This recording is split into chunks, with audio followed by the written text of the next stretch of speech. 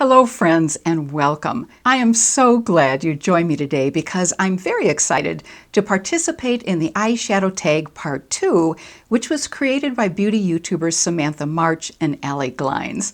I think all of us have a favorite category of makeup. I know I've heard from some of you who absolutely love blushes and have a pretty healthy blush collection.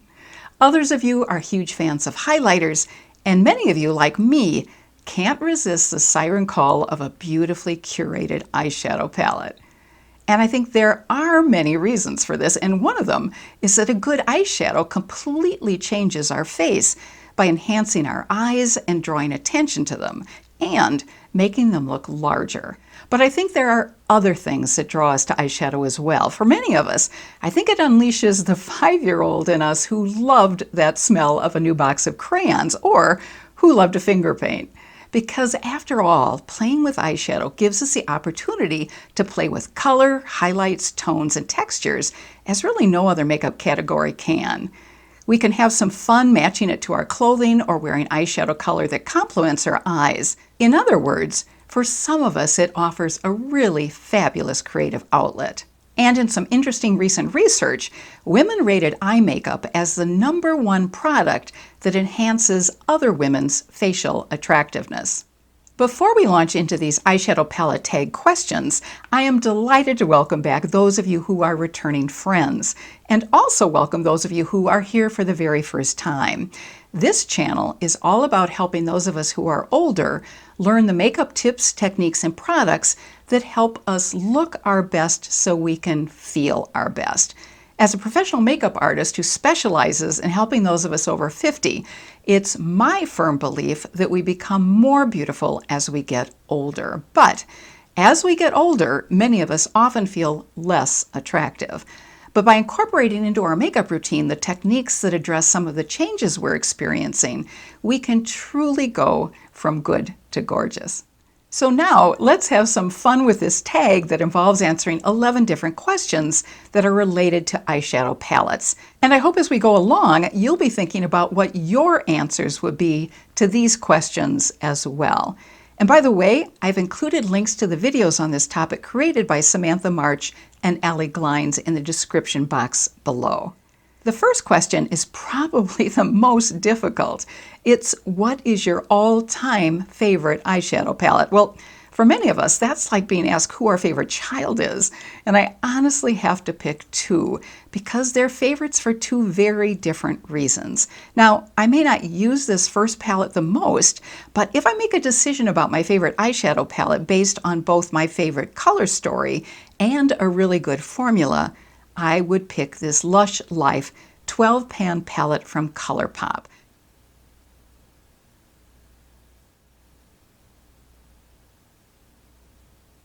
And it's more versatile than you might first think because although our eyes are first drawn to the 4 pops of color in the middle of the palette, the blues and the greens, around the edges there are 5 more neutral colors plus 2 more neutral metallics in the middle of the top row. And how can I not swatch some of these gorgeous colors for you? My other choice for a favorite palette is one that I've chosen for a very different reason. It's because it's my all-time most used go-to palette. It's my Juvia's Place Warrior 2 All Matte 9-pan palette.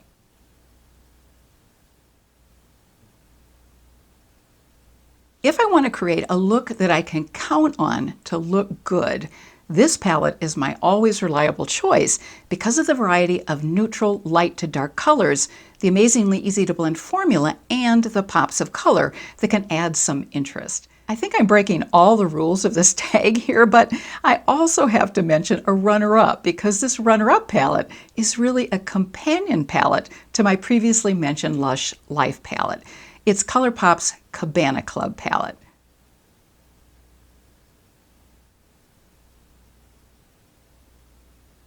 These colors can work so well with the Lush Life palette, and there are 2 colors in here which are so awesome. Cha Cha Cha, which is a gorgeous magenta, and Pool Party, which is a stunning deep blue. I'm going to go ahead and swatch these 2 for you. Talk about color payoff. The second question is, what is your new favorite palette? Well, frankly, if you'd told me when I first received this palette as a gift that it would become a new favorite palette, I would have shaken my head in disbelief. It's not that this palette isn't gorgeous, because it is. It's just that there are only 4 mattes in this 18-pan palette, with the rest being shimmers and metallics. So I really didn't think it would be very versatile. It's Pat McGrath's Celestial Odyssey palette.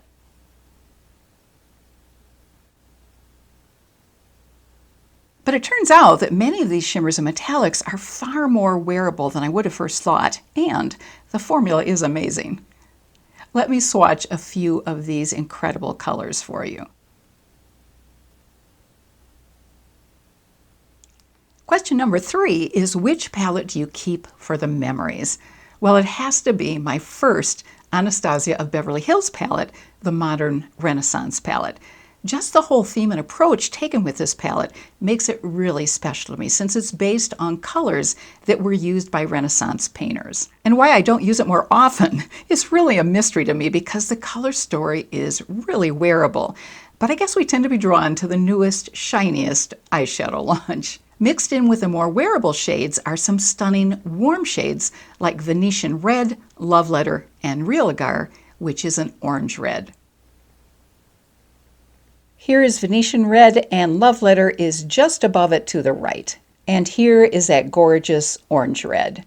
The fourth question is, what is your most underrated palette? Well, my choice is a newer palette from Natasha Denona. It hasn't gotten much love, and I think it's because of the color story.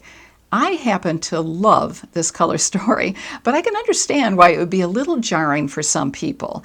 It's her Zendo palette. The 9 colors on the left are all beautiful warm colors, and the 6 on the right are very different cool colors. And I think it's understandable that for many people, seeing the green blues next to the oranges really seems a little disconcerting and not very wearable. But one of my favorite eyeshadow color combinations is orange and blue. Now, orange and blue are complementary colors, and they can look stunning if they're combined in a subtle way. I'm going to go ahead and swatch a few of the warm tone colors as well as some of the cooler tone colors for you. First, here are some of the warmer tone colors, and here are some of the cooler tone colors. An honorable mention in this category is a Natasha Denona mini palette, which is unfortunately no longer available, and which I think is absolutely gorgeous. It's her mini Lila palette. The blue and the 2 berry colors are so beautiful, and I think the color called Flint is one of my very favorite mid-tone transition colors. There you see the blue and the 2 berry tones, and then the Flint at the bottom. Just watching these colors makes me want to dive into using this palette again. The next question, number 5, is what palette is not a favorite, but which you can't get rid of? For me, it's the Untamed palette from Sigma. The color story is very different from my usual choice in palettes because it combines some dusty lavenders with some grungy greens and yellows. I really wanted to step outside my comfort zone when I purchased this palette, but maybe I stepped too far outside my comfort zone. Also, I tried this palette for the first time during a video, and I got so much fallout when I used some of these colors, which was a bit disconcerting. I really need to more fairly assess this palette by going back in and trying a few more looks. But quite honestly, when I have so many other beautiful palettes to work with, it will take some real effort and commitment for me to do this. Question number 6 was probably the easiest question for me to answer. It's, what was your favorite collaboration? I didn't hesitate for a second on this one. My hands-down favorite collaboration was the Sydney Grace collaboration with Christine Mielke of Temptalia. Christine worked with Sydney Grace to create 3 simply stunning palettes. I pulled the mattes out of all 3 of these palettes and put them in a separate magnetic case along with some other Sydney Grace single shadows. So I can't show you my palettes, but let me just show you a photo of these 3 palettes. But I will go ahead and swatch a few of the incredible metallics and shimmers from this collaboration. Look at these amazing colors. These colors are from the Quintessence palette. And I've added in at the top a few more colors from the Radiant Reflections palette in this collaboration. And these are the metallics from the On the Horizon palette. The Sydney Grace formulas are right up there with the expensive, top-rated brands like Natasha Denona and Pat McGrath, and I'm definitely excited to see what other palettes they'll be debuting during the remainder of 2022. The palette I picked to answer question number 7, we've already seen and talked about, so I won't go into any more detail on this one. The question is, what's your favorite palette of 2021? And it is ColourPop's Lush Life, which is also one of my 2 all-time favorite palettes.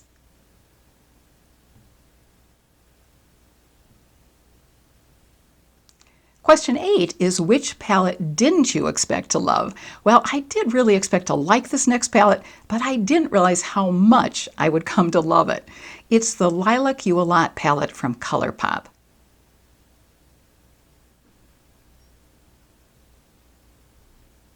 Because of the lavenders and purples, I knew I'd like it, but the addition of a couple of wonderful neutral colors combined with a light, medium, and deeper, brighter pink really makes this palette very versatile and beautiful. Another plus is that the 3 metallic colors also range from light to medium to dark. So this small palette is a real little workhorse. And here you see light to dark mattes and metallics. I love this 9th question because I think this is such a fun one. It's, what's the palette that sparks joy? Since one of them is unfortunately discontinued, I'm going to name 2 runner-up palettes that are still available. My first choice is a discontinued palette from BH Cosmetics, Summer in Saint-Tropez. Now, how can you look at these colors and not smile?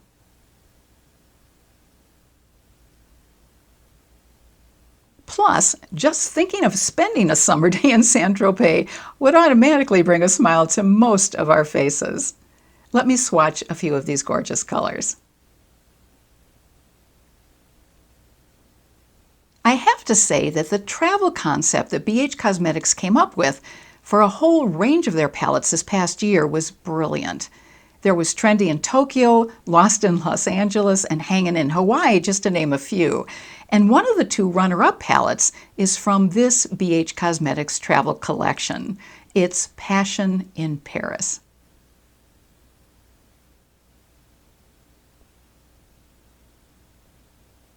For chic, sultry looks, this palette cannot be beat. But there are also enough lighter colors to create some softer, beautiful looks as well. And here you can see a range of some of the colors from darker to some of the softer colors at the bottom. And if you like purples, this next runner-up will definitely spark some joy. It's Juvia's Place The Nubian Royal palette, which came out a little over a year ago around the holidays. There was also a similar small palette to this one that had gold colors. But there's no way I can move on without swatching several of these purple colors.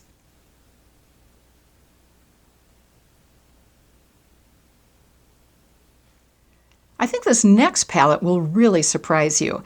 My quick decision recently to purchase this palette actually surprised me too. It's the palette that answers the question, what's your newest palette? This is from a company that I wasn't even familiar with until quite recently. It's the Blends palette from Blend Bunny Cosmetics. Now this could be a bit intimidating, I know, because it's definitely a colorful, all matte rainbow palette. But before I show you this palette, I want to encourage you to look at how the color families are arranged in horizontal trios from light to dark, which I think is absolutely brilliant.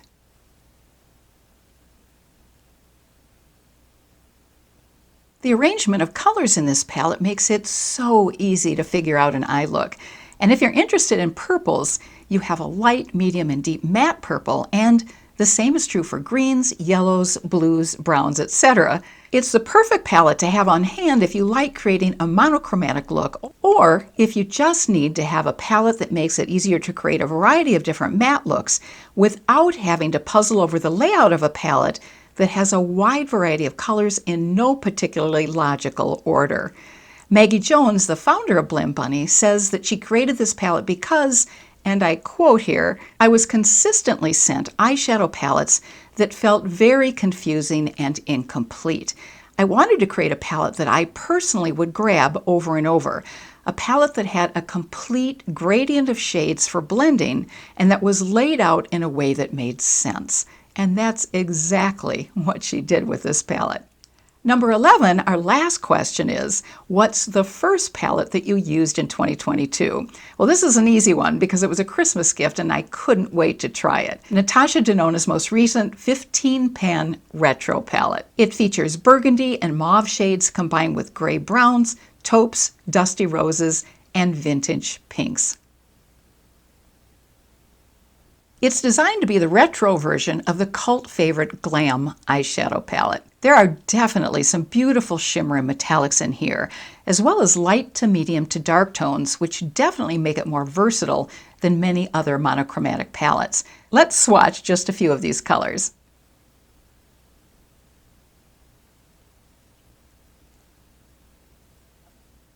That wraps up today's video, which I hope you enjoyed. And if you did, please let me know, and YouTube know, by giving it a thumbs up.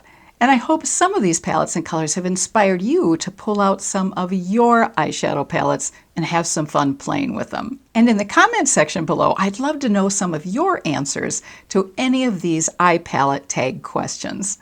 Until next week, I send you warm wishes for good health and happiness, and I hope you have a fabulous rest of your day. Take care.